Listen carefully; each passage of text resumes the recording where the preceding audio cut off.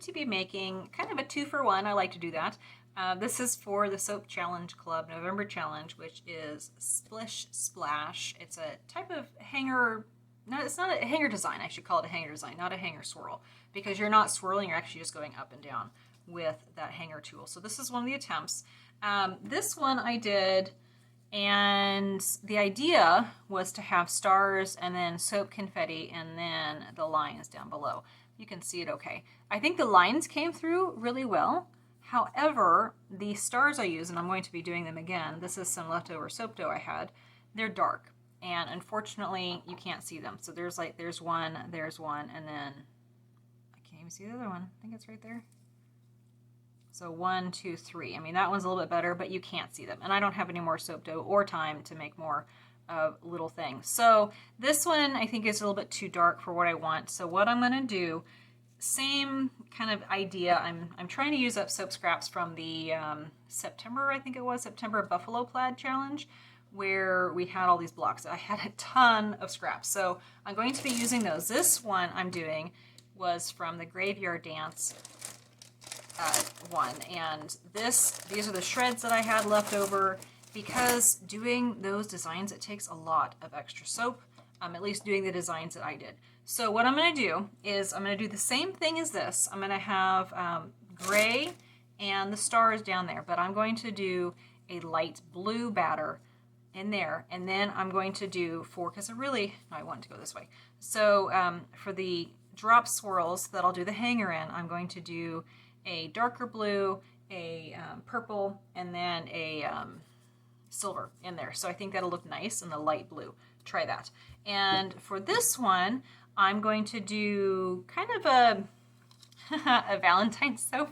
So I've got my little skulls, I've got little hearts. I'm going to call this one probably Eternal Love or something funny for those anti-Valentines people. I'm going to do a bit of a plaid because these are the ones that I have left over. So I have a large, if I can get it out, I already put it in there. I have a large piece of black that was just a slice that I took off.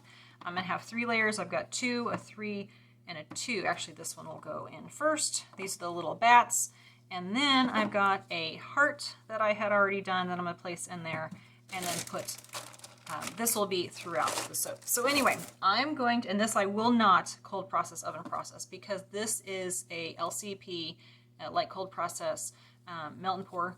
And if you put these in the oven to gel, and these are little LCP ones as well, if you put this in the oven, you're going to have a melted embed. I don't want that. So I'm not going to force gel on these, but this one will go in the oven on that one. So I actually have to divide the batter out in steps. So I need to measure everything and get that first layer ready to go. And then oh, real quick. I'm sticking with the same fragrance. This is Plumeria from Brambleberry.